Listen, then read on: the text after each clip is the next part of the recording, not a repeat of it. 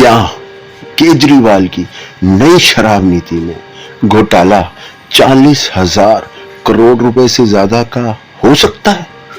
जानने की कोशिश करते हैं इस रिपोर्ट के माध्यम से। इस विस्फोटक खुलासे को हमने दो पार्ट्स में डिवाइड किया है। पार्ट 1 जिसमें हम यह जानेंगे, चौंकिएगा मत, मात्र 560 रुपए एमआरपी की एक शराब की बोतल पर घोटाला हुआ है 330 रुपए का। जी हां, 330 रुपए का घोटाला। पार्ट 1 में हम यह जानेंगे कि यह कैसे हुआ। पहले सबूत देखो।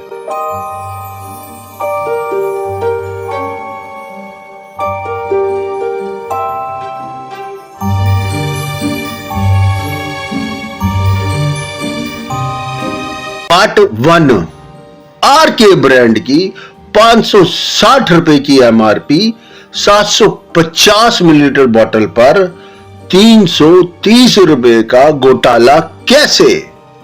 Source all leading publications. Government taxes 330 रुपए से घटाकर मात्र 8 रुपए 20 पैसे कर दिया गया।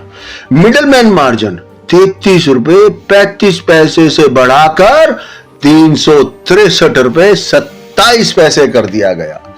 300 से 600 करोड़ जिन शराब कारोबारियों ने रिश्वत दी होगी उनको मिले 363 माइनस 33 रुपए इज इक्वल टू 330 रुपए पर बोतल। गवर्नमेंट को नुकसान हुआ 330 रुपए पर बोतल का, क्योंकि एमआरपी बढ़ा दी थी ₹30। सबूत देखो।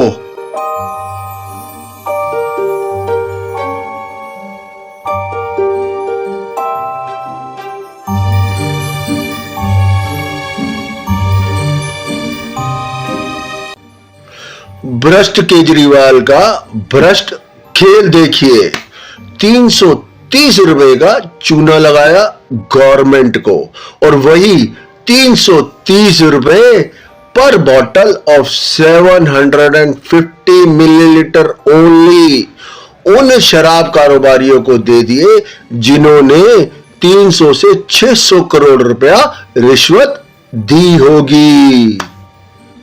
पार्ट 2, नई शराब नीति में एवरेज 17 लाख बोतलें रोज बिकती थी। क्या समझे?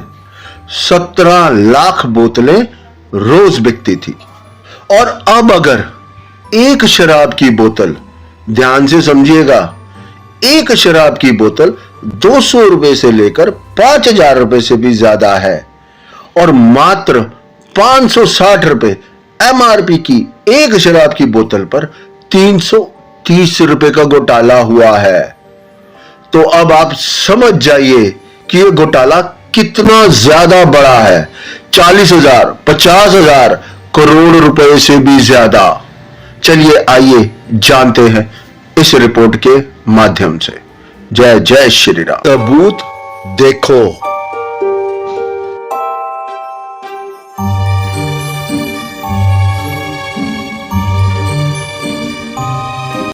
अब फाइनल 40,000 करोड़ रुपए से ज्यादा का घोटाला कैसे है? Average 17 lakh bottles per day sale हुई है।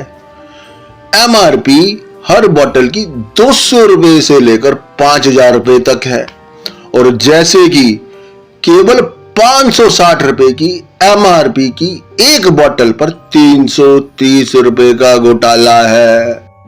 अब अगर मिनिमम एवरेज एमआरपी पर बॉटल मात्र 1120 रुपए लें, देन एवरेज पर बॉटल घोटाला हो जाता है 660 रुपए per bottle. Now calculation, per day average sale into में मिनिमम एवरेज घोटाला अमाउंट इंटू 364 दिन एज नई शराब की नीति 1 साल के बाद कैंसिल कर दी गई थी।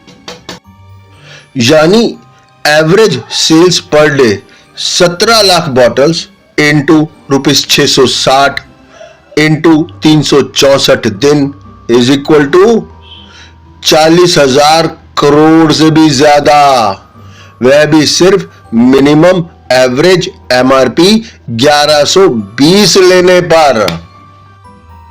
यानी जिन शराब कंपनियों ने अगर 300 से 600 करोड़ रुपए रिश्वत दी होगी तो उन्होंने 1 साल में 40,000 करोड़ से भी ज्यादा कमाया होगा और इतना ही नुकसान सरकार को हुआ होगा।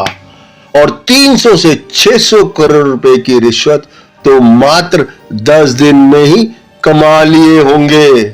अब समझ आया भ्रष्टाचार कैसे हुआ? गवर्नमेंट को सीधे सीधे नहीं लूट सकते थे, तो शराब नीति के जरिए गवर्नमेंट का पैसा शराब व्यापारियों को और शराब व्यापारियों से पैसा खुद के घर में। यानी गवर्नमेंट को लूटने, डाका डालने, भ्रष्टाचार करने के लिए इन्होंने शराब व्यापारियों का इस्तेमाल किया। जय जय श्री राम।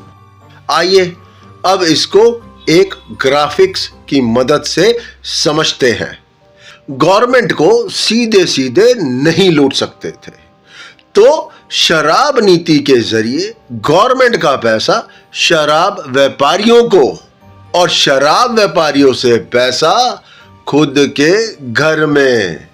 यानी गवर्नमेंट को लूटने, डाका डालने, भ्रष्टाचार करने के लिए इन्होंने शराब व्यापारियों का इस्तेमाल किया।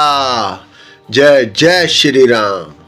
यह वीडियो हमने लीडिंग पब्लिकेशंस जो कि पब्लिक डोमेन में है उनके आधार पर बनाया है। यह गलत है या सही है, यह काम गवर्नमेंट एजेंसीज का है इनको वेरीफाई करने का। हम उनसे विनती करते हैं इसकी गहरी से गहरी जांच की जाए। अगर जो भी सरकार को कोई न्युकसान हुआ है तो उसकी भरपाई की जाए। जय जय श्री राम। जय श्री राम। जो हमने अभी अभी घोटाला बताया है वह सब न्यूज़पेपर में, न्यूज में छपा है।